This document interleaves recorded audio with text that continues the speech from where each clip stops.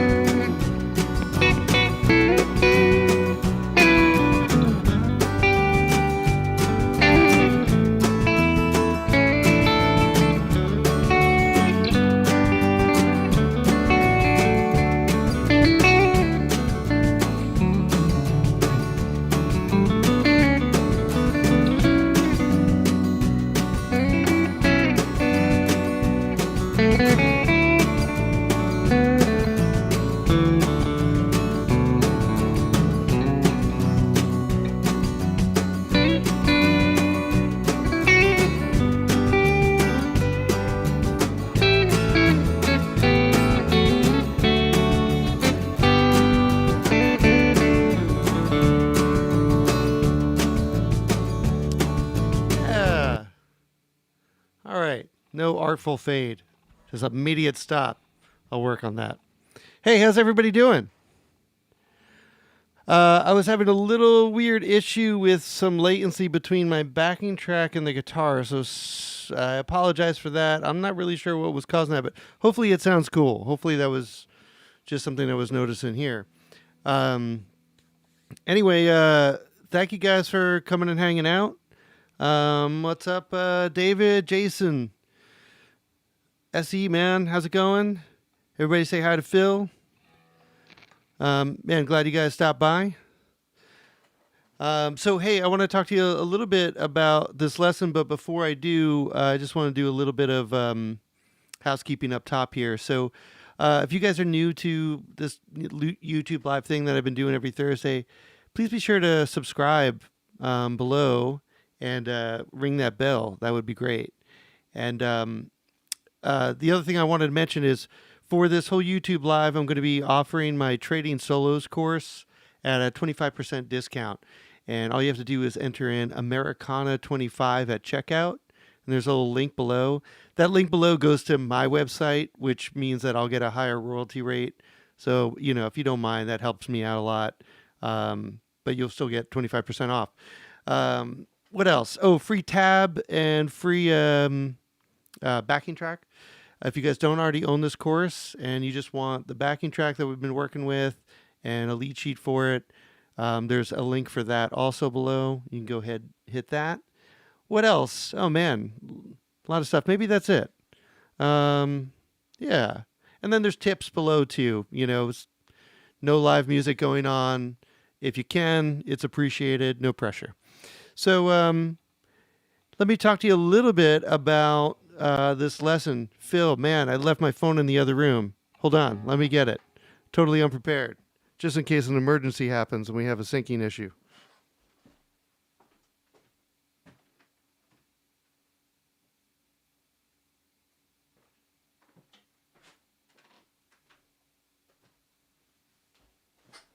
Okay, everything's fine. Everyone calm down. It's going to be all right. All right, so the lesson today that I'm going to share with you guys is a soloing technique that I use a ton, and it's great for creating a conversation within your solo and creating the illusion of different voices, communicating. It's also been called, I'm calling it response, but sometimes you call it question answer phrasing. It's all kind of fallen under the same umbrella. And I'll show you a few ways that I use that when I'm soloing.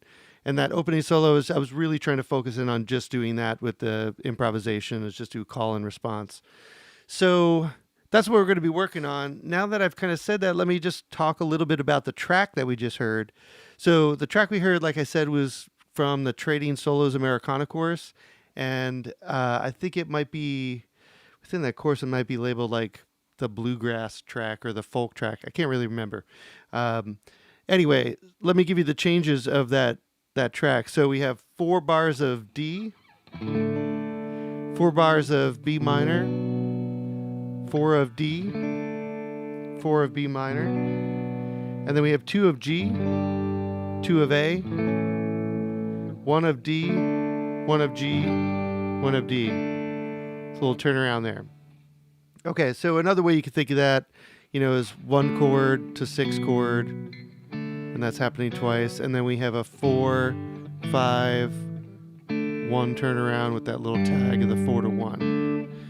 And it's in the key of D. And I'm really, for this lesson, I'm not really going to be playing much outside of the key of D. I'm going to keep this real simple for you guys and not throw any weird harmony or weird approaches or anything like that. So I'm just really just staying in the key of D, using a D major scale or pentatonic scales. And I'm just targeting chord tones over whatever I'm playing over. All right, let's get to this. So the first thing that you could do to start implementing this call and response soloing is to play an idea, keep it a simple idea, and keep it on the shorter side, and to play that same idea either up an octave or down an octave. So let me give you an example of that. I'm in D here, so I'm going to go. I'm doing like 5, root, 2, 3. Now, to answer that, I'm going to play the exact same thing, no embellishments, nothing, just in a different octave. You can play it down an octave.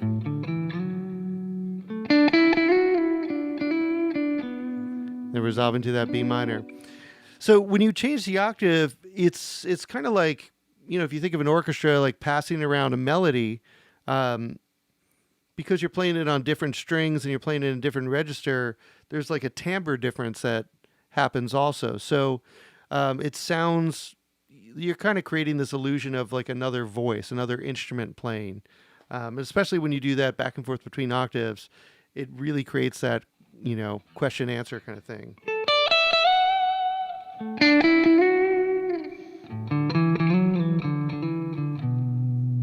What's up, Graham? Okay, so now I'll do the same thing over the B minor. When I get to the B minor, I think I did this idea, which would be 4, flat 3, root over the B minor. All these notes are in the D major scale, but okay, so then I just look for that in a different octave. Then back to the D. Maybe I'll try something different this time. So that time I was doing root 4, 3, 2, root 3. I'll play that in another octave. And then resolve to that B. So I'm playing that time the 9 against it.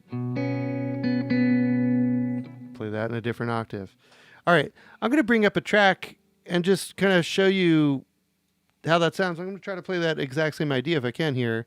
And just show you how you could play really simply, and just by jumping up and down an octave, it really sounds really good. All right, here we go.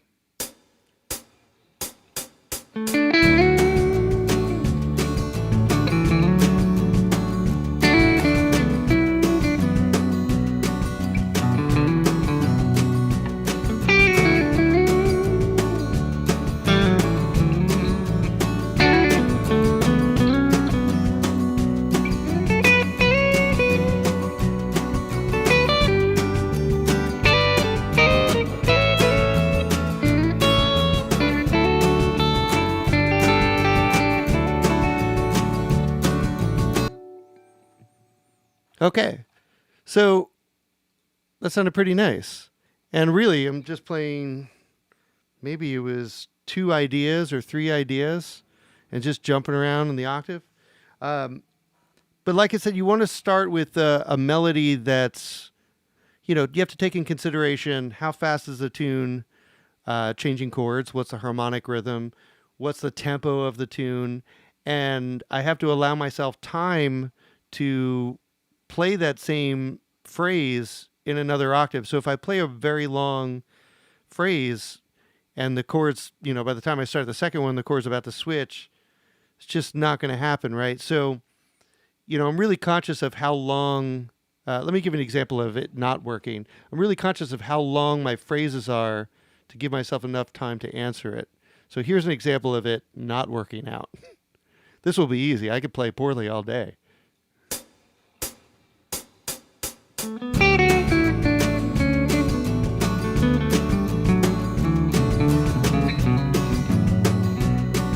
So I started to get a little cramped in there.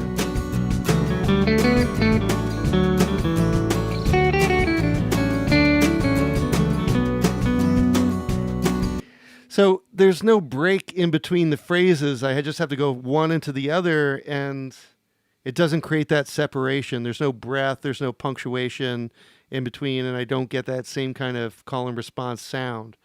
So when you're trying this, just try it with short and manageable phrases. And honestly, you don't have to be super clever with this at all. Just something simple and pretty. That's enough. Here, check this out. I'll do 3 to root on each chord and answer it with an octave. And you'll see what I mean.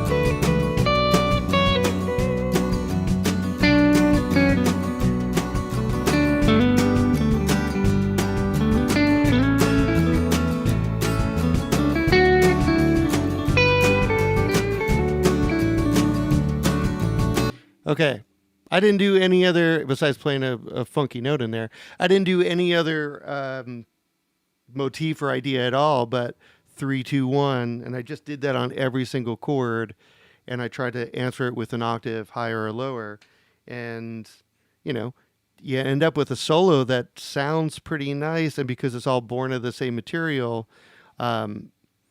makes sense together. It kind of acts as this, I always say, when you're playing this way and you're developing a phrase with compositional devices or doing call and response, because all of your new phrases are based on something that's already happened, it kind of acts as a nice emulsifier, and everything sounds like it goes together because it's all born out of the same material. All right, so that's the first thing you could try. Really easy to do. Pretty fun. So let me show you the next way that I think about this. So I'll establish an idea. Let's go with the same idea. We'll build off the same thing. I think that's a good idea. So we'll go with that, right? What we were playing before. But instead of playing it note for note the second time around, I'm going to embellish it the second time. So the first time is establishing that melody. The second time is playing that melody, but introducing something new. So some kind of new variation here. So we have...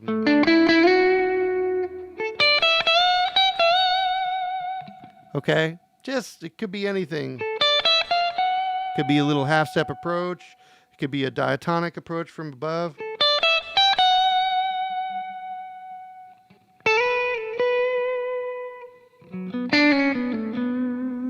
Okay, there's another example of it. B, A, B, or root, flat 7 root over the B minor. And the second time, I added a little arpeggiation in front of it, of the B minor chord. Just spelling it out down to that 9. And then I finally got to my idea down an octave.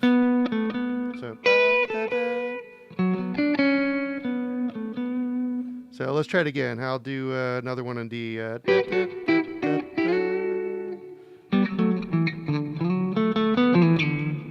Okay, I started it, and then jump ship halfway through and kind of embellish it a little bit.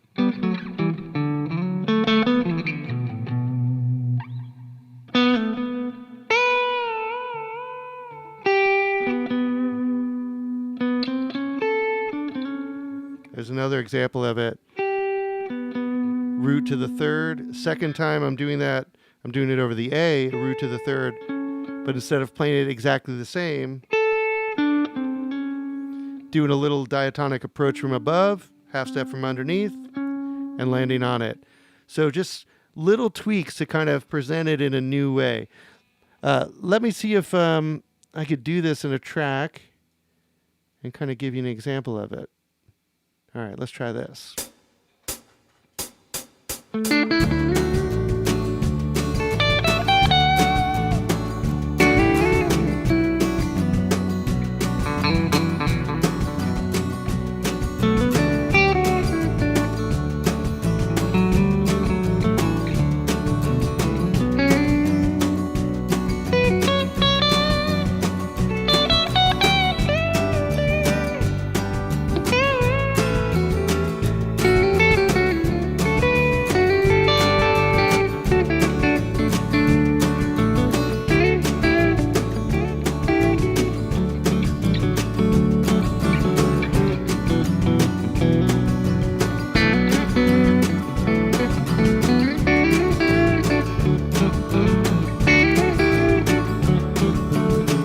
Okay, so there's a nice little variation. I'm just going to stop as things kind of pop up here.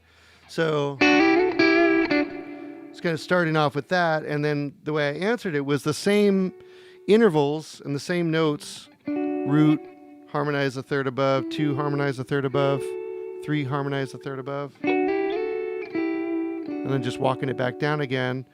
But when I played it down an octave, I played the exact same notes, exact same climb, melodic climb, but I just changed up the rhythm. So I did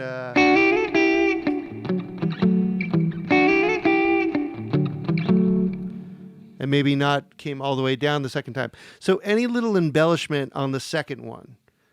So that would be like my level 2 to this that I would do. You know, you'd play around with getting good at finding things an octave higher or an octave lower, and then work on your second phrase being some kind of embellishment of the original idea.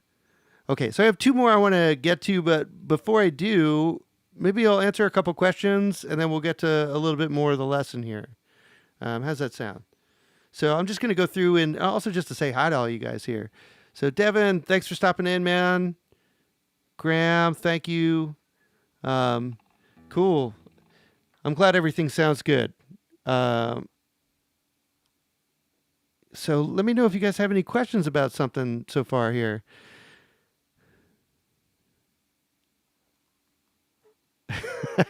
Yeah, playing poorly. It's easy for me to play poorly, Graham. I could play tasteless and poorly all day. No problem. All right. So, well, let me know if you guys, have any questions about this, and I'll pop back in here in a second.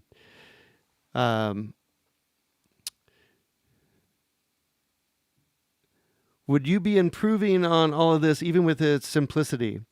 I don't know what you mean, Devin. Would I be improving upon this even with this simplicity? It's like I was saying before, it's like sometimes simple is better because, a simple, strong melody is easier for a listener to kind of hang on to a lot too. So if you just play something like a short little, what's a great example of this is Twinkle Twinkle Little Star, right? It's just like a Mozart melody.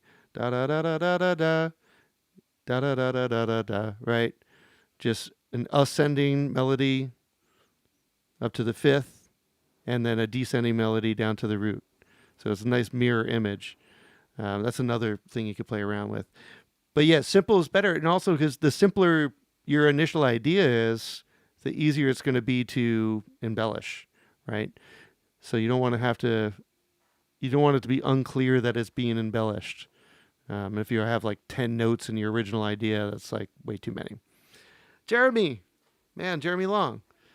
Great guitar player, great steel player, great guy, lovely goatee. What else can I say about Jeremy?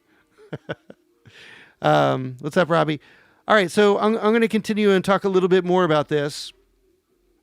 And then and then I'll answer any other questions that kind of pop up. Okay, so here's a third way that I think about this call and response soloing. So we talked about playing an idea in an octave, playing in a different octave, playing that second idea with some kind of embellishment to add a variation. And then the third way that I like to play around with this is to establish a hook. So some kind of melody in the same register that I'm going to keep coming back to, and then I'm going to fill around that. So a hook may be something like, so maybe we'll do, let's see here. So that will be my initial hook. Or what did I do the first time there? That's what I did. So that would be my hook. And then I'm going to answer it with just improvising however I want. So I'm just going to kind of fill in, the space before, the next D chord comes around, and just kind of use it as a free solo. The key is always coming back to that hook, so the listener starts to feel like it's something they can count on. That there's a comfort in knowing it's like, oh yeah, every 4 bars I get that hook. Every 2 bars I get that hook. All right. So let's see here. I'll just try to do this with a track right away.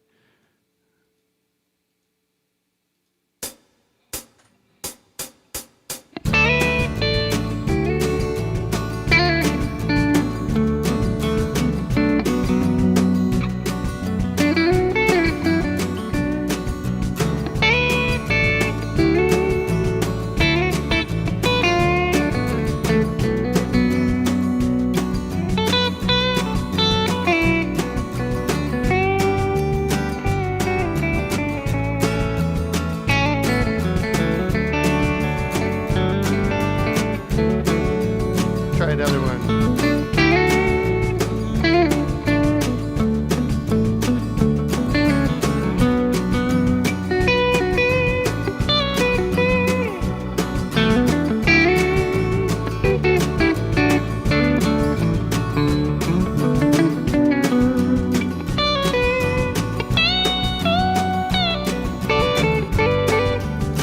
Okay, so you kind of get the idea where I was going with that. Just find some kind of hook that you can, keep coming back to, and then adding whatever kind of fill. The other way you can kind of think about it is, think about your hook as what the singer might be singing. Okay, a singer might sing a line, and then I might have X amount of time to fill before that next vocal line comes in. So if you get into that mindset, it's a little easier to kind of manage. So that's all really I'm thinking there is like I'm pretending, okay, this is my main melody where my singer is singing this. And then I have time to fill around it.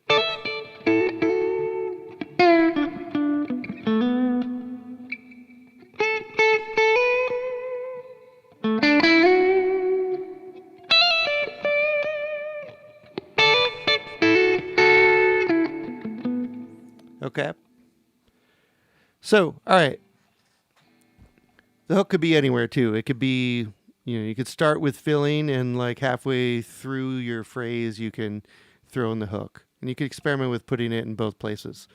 All right. So the last thing that I'm going to share with you guys that, you could start to practice is to use articulation to help distinguish 2 voices here. So rather than just jumping an octave, you can, as being a signifier of one voice and another voice, or identifier of one voice and another voice, you could use an articulation as being like an identifier of it. Like if you think about like, okay, well, piano player is very percussive, it can be very percussive, and it's going to have a certain kind of attack, but a string player is going to have a totally different kind of attack.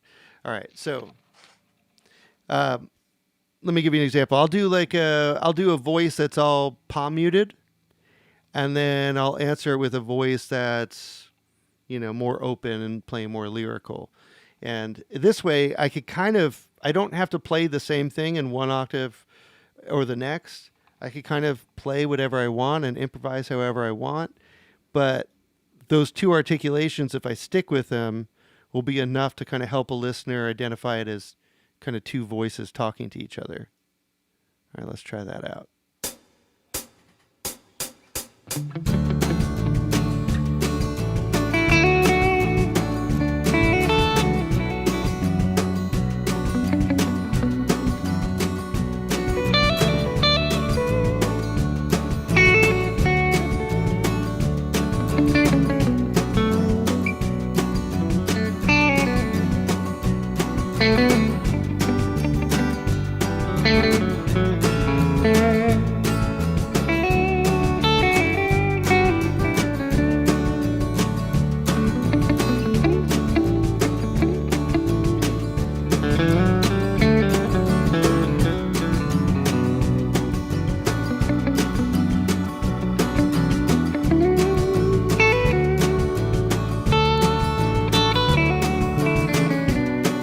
Okay, so there was like a good example of I played one idea and they were exactly in the same octave, palm muted, and then I kind of answered it with the same exact notes, same exact idea on a different set of strings. Not that that matters much, but I just changed the articulation and it kind of created the illusion of a different voice. It's the same thing, exactly the same thing, written the exact same way.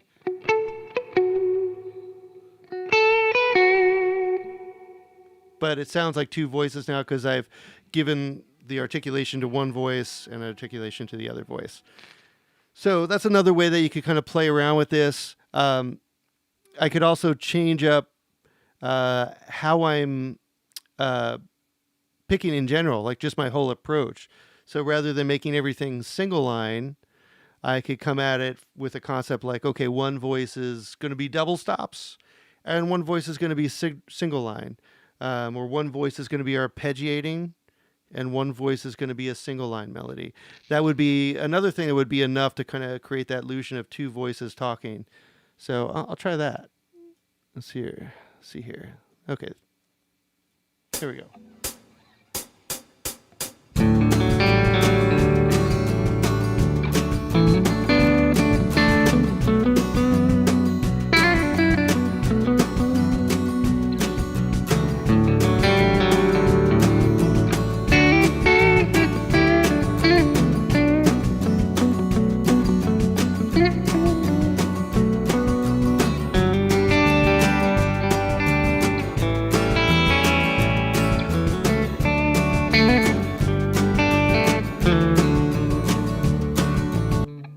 Okay, again, I'm like not really echoing any of the same ideas, so there's none of that same idea in a different octave or anything. I'm kind of pretty much playing whatever the heck I want, but what I was sticking to was one voice was arpeggiating and one voice was playing something that was single line, and that was enough, again, to kind of create that illusion of two voices. All right, so I'm going to look for a couple questions here. Jeremy, yeah. Man, you have a great Telecaster too, from what I remember. So Jeremy Long and I both played with an artist named Sam Outlaw for a while, and Jeremy was playing steel. Jeremy's played with a lot of great folks. I think lives in North Carolina now. But yeah, we got to hang in and hit it off right away, and had a lot of fun playing a bunch of really fun shows, opening up for Dwight Yoakam and Sheryl Crow and Dawes, and yeah, we had a lot of fun. But Jeremy is, one of these aliens that could play organ well, piano well, telly, steel. But as far as so for this guitar, I think that's what you're talking about, Jeremy. Is maybe I mentioned it, a few weeks ago. Was Lou Feminella is actually making. He just sent me a photo recently of a bunch of them, like 5 kind of JLo models, and they're really nice. Lou Feminella. If you want to go check out Feminella Custom, you could check out his guitars. They're really beautiful and they're done. They're boutique made guitars. He shapes all the necks himself. He finishes them all himself. He has a lot of little custom things that he does and that, make them really great, and they always play great. But he knows this guitar very well because he works on it all the time. And we're doing 5. They're going to be solid one-piece ash, nitro, cellulose lacquer. Uh, so this guitar has Glendale saddles and a bridge, Lawler pickups, Callahan knobs. I forget what caps are in here.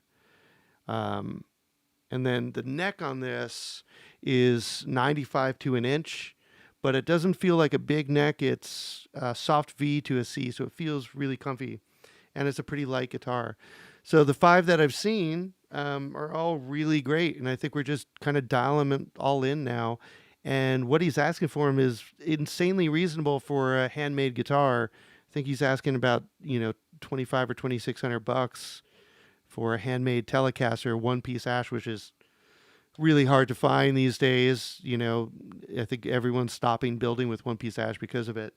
So it's going to be a little limited run. If you're interested, reach out to him or to me, and I'll send you all the details and all the specs if you want. And I think Lou is just taking I think it's like a $1,000 deposit on them, and then he's finish them and send them out. So yeah, so that's kind of fun. All right, let me see what else is going on here. Those crook tellies, I've seen those things, man. Everyone who plays them, they look and sound great, but I've never played one myself. Yeah, I know. It's like a bad time. Mike, I feel you, man. It's a bad time to be buying gear. It's a bad time to be buying gear. It's a bad time to be selling gear. I don't know if you know this, guys, but it's just not a good time for anything right now. I mean, it's a good time for us to hang out and like shed a lot of guitar and have fun. Yeah, the gold top behind me, Graham, that's the 69. That guitar is kind of on the chopping block for a while because, I always wanted a 56 Les Paul, and I'm just coming to terms with it. I'm never going to be able to afford a $60,000 guitar. It's just not going to happen, or feel comfortable taking it out all the time. So I bought that 69 a while ago just to kind of fill the void and see if it was something I was really digging. And that guitar is a great guitar. It's just a little heavy for me, and there's a couple things about the 56 that every time I played a real one or one of the new old stock ones, I really kind of felt the difference. And I know there's a difference in the long tenon joint feels a little different to me, and there's a difference in I think the headstock angle that feels different. So I bought one of those Wildwood custom shop ones, the VOS ones. And it's a killer guitar, but I haven't put any love into it yet. I've been meaning to put throwbacks into it and move the Bigsby over from that guitar onto it, and I just been busy with so many other things. But yeah, man, I love gold tops. Mackerlane has a great gold top. I think he has like a 52 or 3. I think he has Robin Ford's old gold top, and that guitar plays and sounds great. And my 175 I bought from Jimmy Vivino of Conan O'Brien fame. Great guitar player, great dude. Has a really great Instagram, page where he's just playing the coolest stuff and singing his ass off all the time. But I bought that from him because I think Jimmy bought an L5 that he was really digging, and I think he just kind of purged all his other arch tops after he got the L5. But I love my 175. It's a great guitar, and I got it for insanely cheap. I don't know how I pulled that off, but I did. Hey, Sarah King is on here. Great jazz singer, Sarah King. Hi, Sarah. So, anyone have any questions? Oh, yeah. Hey, Brad. So, Surf Guitar Trading Solos Edition. Like a lot of people ask me about soloing over surf music, and to be honest, there's not a lot of soloing over surf music. It's not super common thing, so I'd have to really think about what tunes to pick that would, that are like, or feels and styles that would be well known enough where I could feel good about calling it a surf chorus and not my version of a surf chorus, but like where other people would be able to buy and go, yeah, this is definitely surf music, and here's some cool things to solo with. Um, when I think of surf music, for the most part, I think it's of it more about the composition and the arrangement. Um, and so that's kind of why I was so hesitant to make a surf course for True Fire for the longest time, because I think they wanted to make it. They're always cool anytime we tweak an idea, but I think originally they wanted to do something that was more of like a venture style thing, and like all like improvisation. I was just like, those things just don't go together in my mind. Being a fan of the Ventures and surf, there's moments, as you guys who are also fans of that music know, there's moments where there's little solos, but for the most part, they're short and sweet, and they feel very composed. Um, so that's kind of why I went with I'm going to show that surf music is still alive and put everything that in my mind is under that umbrella of surf music in that chorus, which is why there's like Manuel Galban stuff in there, and there's like Hawaiian music, and then all of the 80s and 90s surf music that I really like. And then I've been listening to this last year a lot of like Japanese surf music, um, that I would butcher the names of some of these bands, but go check out Japanese surf music, and it's really cool, and it's like very bizarrely intervallic and mathematical, and there's something about it that's like really different and unique, but very cool. I would do like a trading solo surf thing if it was more in the exotica vibe, and if I could do it kind of my way. If you guys would be into it, like heck, I would make it. But I have to just make sure that I'm making this stuff for more than like 5 people that are super psyched. Otherwise, I would just kind of do a lesson up here or something. But any suggestions you have, if there's a certain style or a certain thing, send me a link to something, and give me some ideas of what you're looking for. If anything, I'll road test it here on YouTube and see if everybody's digging it. Let's see. So yeah, there's 2 trading solos courses. There's an Americana one and there's a country one.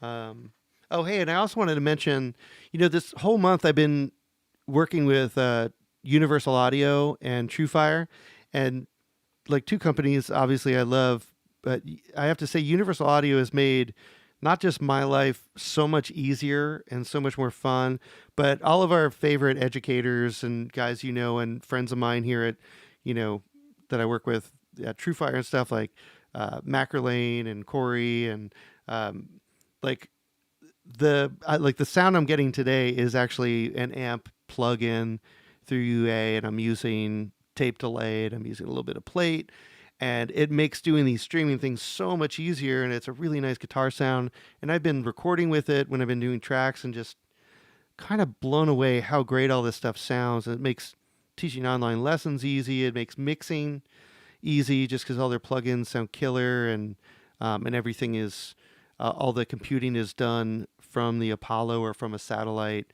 so it doesn't bog down your computer. That company is just in general just kind of killing it in every way. They're making great stuff. Socially, they're amazing. I like all of them there. I like what they stand for, and they work with great artists. So this whole month I'm doing this series of videos on home recording, and it's basically just how do you get good guitar sounds with these plugins and with an Apollo, and then it's going to lead up to how do I play over a track using these sounds, and then how do I record my own guitar solos. And Jeff McElwain is also doing a series of videos with the UA Apollo talking about pedals and using pedals with it. And the Apollo takes pedals really well. And Corey is producing a whole like modern country track in Luna, doing a bunch of guitar overdubs and showing you how to build your own track if you want to do that. So there's all this month. There's going to be tons of cool stuff with the Universal Audio stuff and the Apollo, and they're giving away a lot of cool gear. So check that out if you haven't already. Graham, yeah. So Graham is asking Moon and Sea. Will that be on the next CD? What's a CD? Yeah, I would. So I have 2 records kind of in the can already. I have the String Gliders record, which was recorded in 2014.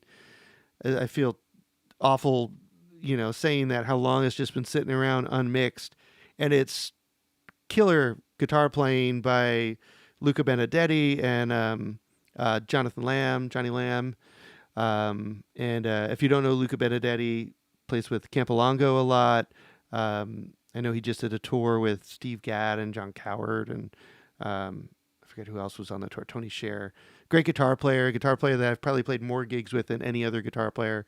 And Johnny Lamb's a great steel player and composer and guitarist, who I know was playing with David Byrne for a while and Sing Kane.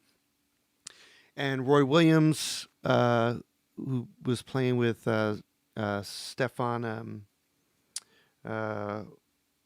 what's his last name? Stefan Wemble, gypsy jazz guitar player. He's on rhythm guitar. The late, great Tim Lunsel's on bass. Andy Borger on drums, of Nora Jones and Tom Waits fame. Just this unbelievable band. Everyone's just slayed on that record. And that record's kind of like this little love letter to country jazz records. And I recorded it, and then I got distracted. And then Campy put out a record with a lot of the same members doing similar stuff. And then I was like, now it's kind of bad timing. Should sit on a little longer. And then just the years kept rolling by.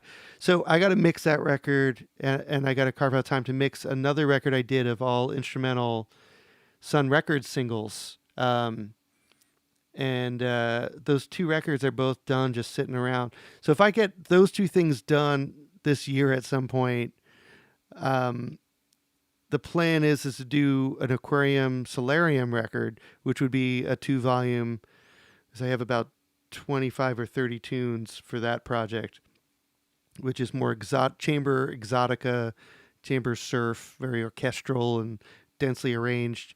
That project, when I get to it, will definitely have Moon and Sea on it. It will have what's the other tune I posted on Instagram recently? Showdown on the Silver Sand. There's just a ton of music that I was doing with that ensemble that I was really loving, and really looking forward to get back to, but I just want to do it in the right light. All right, so let me see if there's any other questions here. Yeah, I know. I think the links in the they get cut off in the chat. I see what you're saying, Mike. Well, they're good in the description underneath. So I think just about everything Phil is posting can pretty much be found underneath in the description. So when in doubt, you can kind of check that out there. How do I think? Hi, David. The timing of my riffs when improvising. That's a whole other thing that we could talk about. But and it's something that doesn't get talked about enough.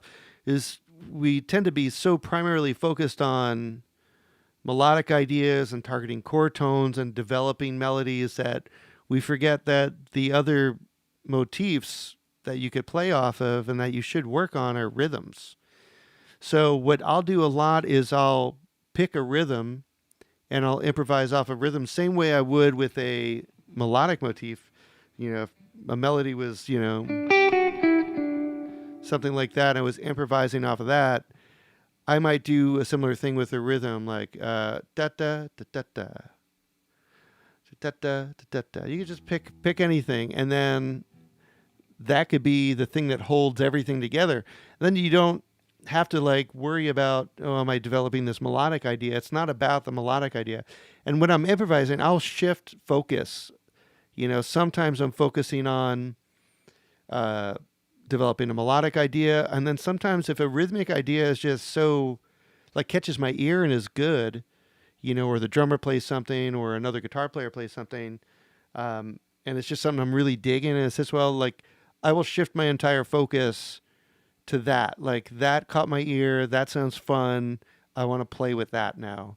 And I'm usually, if it's something that caught my ear as being interesting and fun, it was probably something that caught the audience's ear also. So if, in most cases, if I jump on it and develop it, the audience is usually pretty behind it. So I'll give you an example. I'll just kind of go off of this idea. Ba-da-da-da-da, ba-da-da-da-da.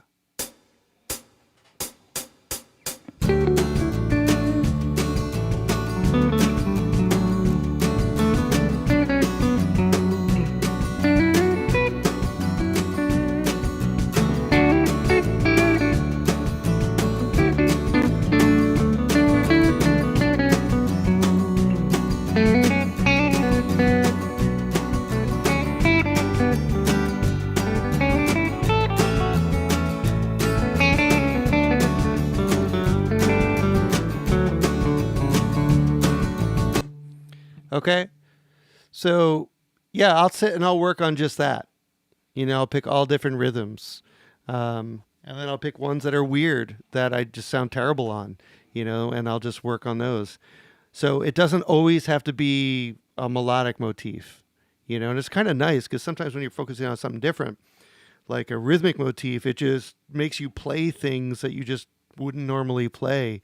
And it could be really refreshing. You just hear yourself do something like, whoa, I never do that, or I never think like that. So yeah, that's something I work on, David. Yeah. Oh, you lose. Okay. So if you're losing track of counting, um, this would help definitely. But what I would do is when you're practicing things like scales and arpeggios, um, I find with a lot of my students, they get into just straight eighth notes all the time, right? And it's like, here I am, I'm practicing my, my modes of in the key of D major, right? And just everybody kind of practices them with the same rhythms rather than use that opportunity as you're kind of getting the fingerings of a scale in your hand to work on rhythms too. So maybe set it to triplets.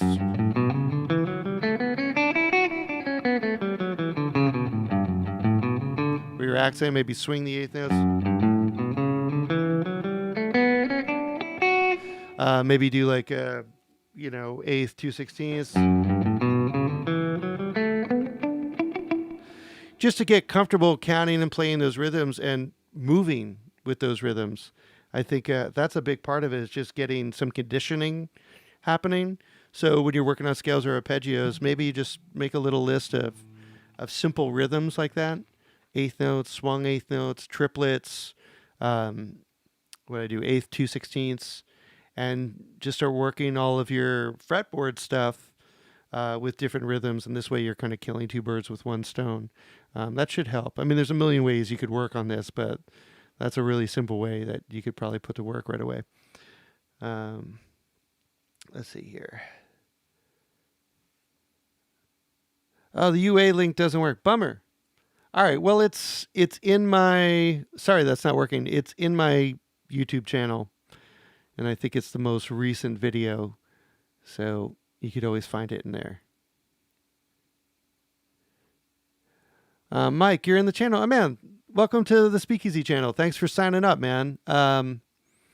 Yeah, I find that people kind of, it's like the nice thing is like really affordable and like, so, if you miss a bunch of days, you get distracted with work or something like that, you don't feel that guilty. You're not breaking the bank. The Speakeasy is only $10 a month. I just threw up a bunch of new lessons on film noir soloing over tango and cash, a lot of good like basic jazz stuff, like basic jazz chords, arpeggios and all the inversions, and then a couple standards to just kind of work on comping and stuff, and a bunch of other stuff I'm probably forgetting. But man, when you do, Mike, when you do get in there, please post something, post some solos or something. I'd love to hear you play.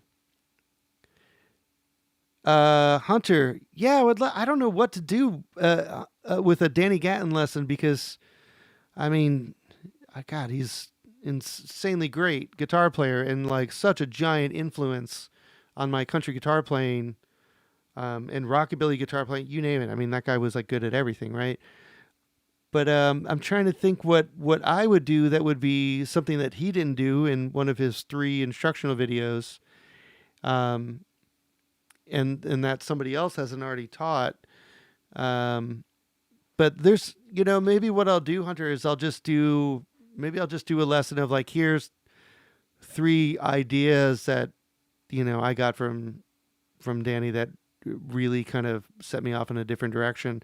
And I'll start with some things that I've kind of stolen from him, kind of morphed into my own ideas.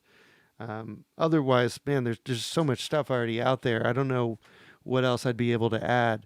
But if you have something specific in mind that you want me to talk about, send me a clip of something, just send me like, hey, how does he do this? Or, teach me something like that. That would be helpful because he is such a giant, subject, man. It's just daunting. All right, let's see here.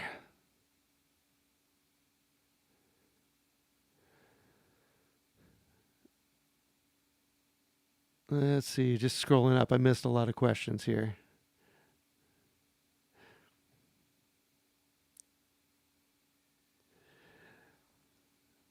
Cool.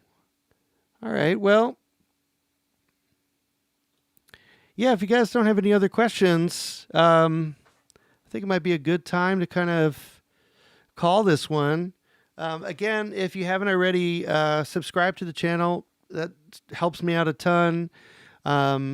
If you haven't checked out the Speakeasy channel over at TrueFire, I'd love to see you in there. I'm always posting a ton of new lessons every month in there, and I'm checking in and, you know, helping people out with that have any questions.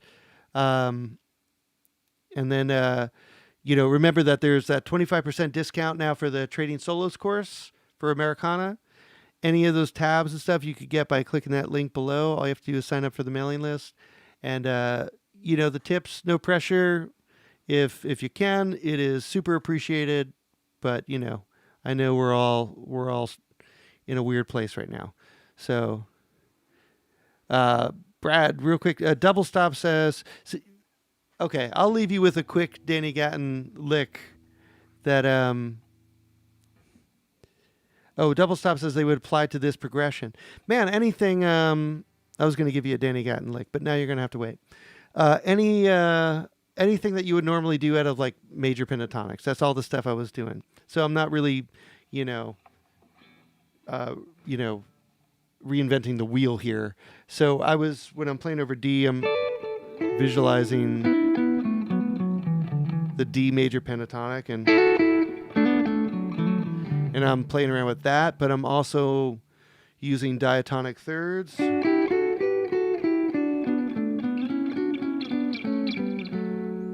So good excuse to make sure that you learn your diatonic thirds on every set of 2 strings. I was doing 6s.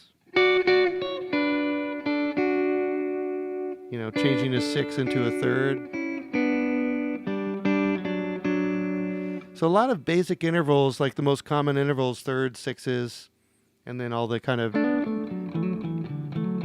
double stops that come out of the pentatonic world. That's all I was really doing. You know, I might, you know, do different things. I just didn't want to make it too complicated as we were focusing on the call and response. But, you know, sometimes I might, when I'm playing something like this, like really lean heavily into like a David Rawlings type thing and just do like lean heavily into half step approaches, the way that he does, because he's so incredible at that stuff. And I love the sound that creates, the tension that creates. I'll give you an example of that.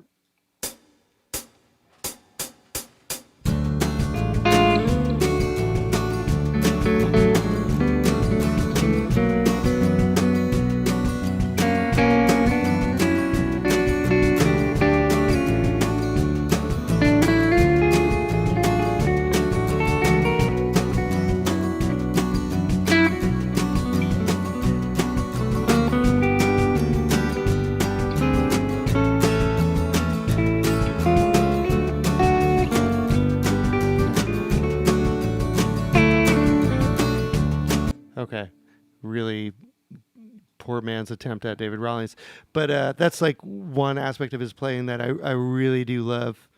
Yeah, that's what I would kind of do with double stops. You know, with something like this, you always have to be conscious of the tune you're playing over and the progression that you're playing over, and what it's going to stand up to. So this is kind of like a folky rock Americana thing. So I don't want to be introducing like, you know, before I go to like the 6 chord, I don't want to be playing over D and and go into like a you know, sub dominant into it or something, because I would just kind of just takes you out of this world that the song is supposed to live in. So I'm always trying to be conscious of like, where does the song need to live, and kind of play within the boundaries of that, so I don't break the illusion, you know, of what is the song, where is it, What is the listener's expectations? Sometimes I could kind of play with them a little bit. Those half-step approaches are pushing it, but they do sound good. And then I wouldn't overuse them as much as I just did now.